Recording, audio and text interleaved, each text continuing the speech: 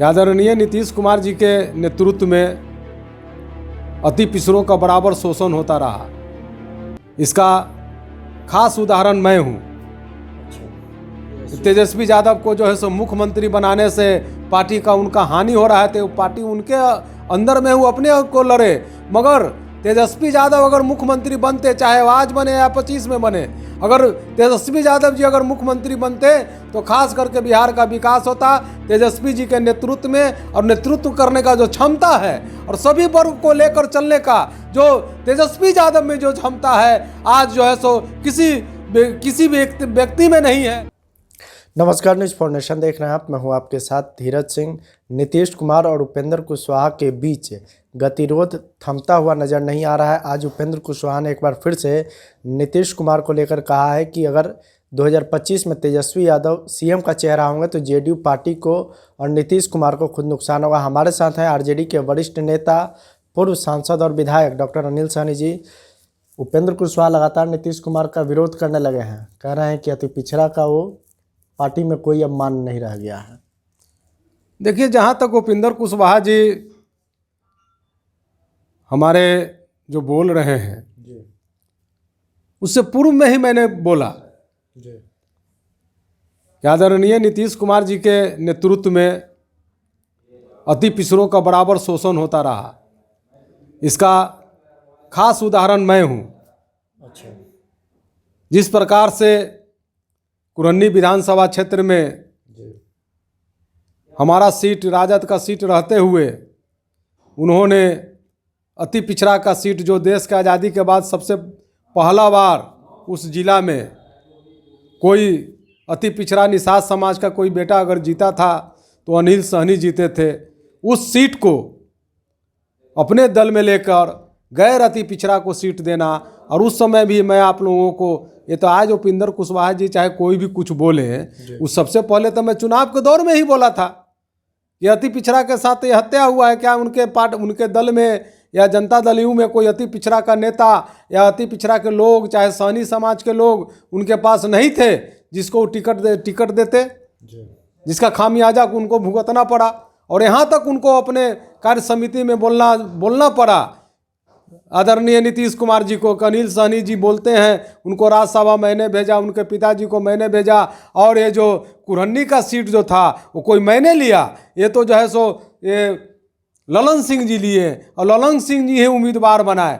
तो इससे बड़ा क्या स्पष्टीकरण हो सकता है। मगर अति पिछड़ों का जो शोषण हुआ है, और जहाँ तक ये उपेंद्र कुशवाहा आपने जैसा बोले कि 25 में तेजस्वी यादव को जो है सो मुख्यमंत्री बनाने से पार्टी का उनका हानि हो रहा है, तो पार्टी उनके अंदर में वो अपने को लड़े। मगर तेजस्वी यादव अगर मुख्यमंत्री बनते, चाहे आज बने या 25 में बने, अगर तेजस्वी यादव जी अगर मुख्यमंत्री बनते तो खास करके बिहार का विकास होता।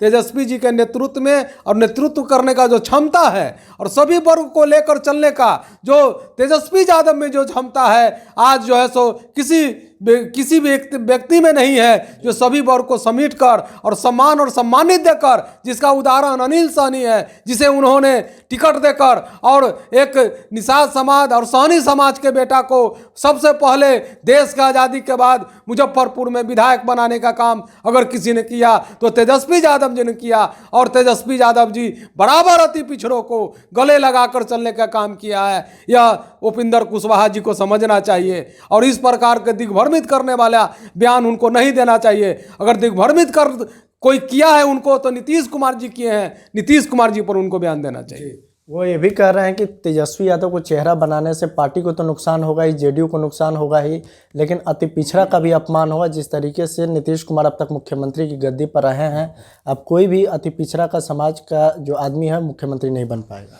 देखिए, ऐसी बात नहीं है। हमारे तेजस्वी यादव जी अगर मुख्यमंत्री होते हैं तो वो अति पिछड़ा का ही होंगे, क्योंकि अति पिछड़ा का सोच जो लालू जी में था वही आज तेजस्वी जी में है। कर्पूरी जी के पद चिन्हों पर अगर कोई चलने वाला है, कोई अति पिछड़ा को क्या बनाएगा। जिस समय देश की आज़ादी के बाद 1967-68 में कर्पूरी ठाकुर जी उप मुख्यमंत्री और मुख्यमंत्री बनने के काम किए, 77 में बनने का काम किए, वही कर्पूरी ठाकुर 77 में अति पिछड़ा को चिन्हित करने का काम किए।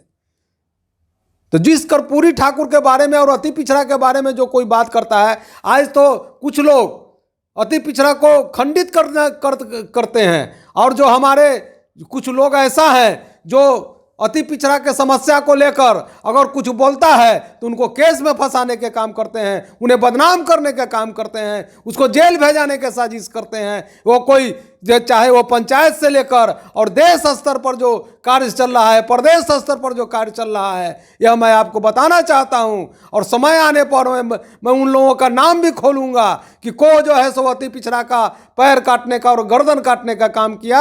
आज उस महाभारत में तो एकलव्य का औंठा काटा गया था, मगर इस जमाने में जो है सो आज जो है सो गर्दन काटा जा रहा है अति पिछड़ों का। जी, तो आप नाम नहीं ले रहे हैं खुलकर, नीतीश कुमार ही अति पिछड़ा का पैर काट रहे हैं क्या?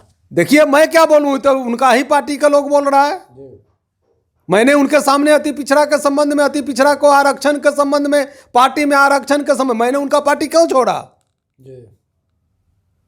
कि मैंने 14 जनवरी कर्पूरी ठाकुर जयंती पर स्पष्ट रूप से मैंने कहा था नीतीश बाबू के सामने, मांझी जी के सामने, शरद जी के सामने, कि कोई पार्टी करे या न करे, जब आप अति पिछड़ों के पार्टी की बात करते हैं तो अति पिछड़ा को टिकट में आरक्षण दीजिए।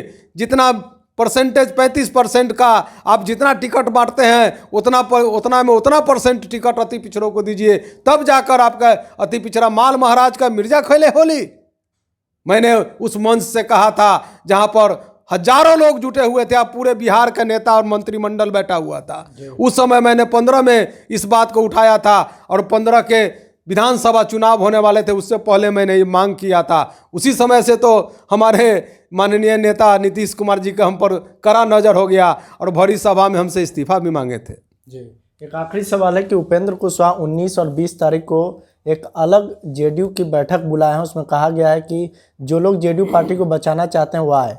आप उस पार्टी में रहे हैं, क्या आपको लगता है कि नीतीश कुमार से अलग रहकर उपेंद्र कुशवाहा में क्षमता है जेडीयू में को नेतृत्व देने का? देखिए, जेडीयू बचाओ अभियान चलावे या जेडीयू मिटाओ अभियान चलावे, ये जो है सो उनका आंतरिक मामला है जनता दल यू का, और यह आंतरिक मामला है।